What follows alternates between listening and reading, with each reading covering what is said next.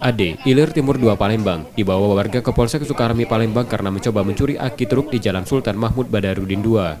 Aksi pencurian pria 39 tahun ini diketahui warga.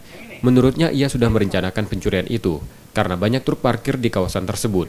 Rencananya hasil curian akan dijual tersangka. Tidak. Baru ngendori baut baik. Baru ngendori baut, ngambil akinya ya. Baru nak nyoba maling ya. Iya. Dijual kemana kak itu kak? Galak gobak itu, gobak yang sorong itu nah. Biasanya berapa dijual kak? Tadi belum pernah jual sebelum itu, cuman ngomong bae tadi. Baru ngomong somongan. Ya berapa omongan tuh? 150 katanya aku galak beli. Udah. Aki apa tuh kak? Baru dicari aki mobil ya. Saat ini tersangka ditahan di tahanan Polsek Sukarmi Palembang untuk proses hukumnya. Rizky Oktora, Muklas Diferensial, Kompas TV, Palembang.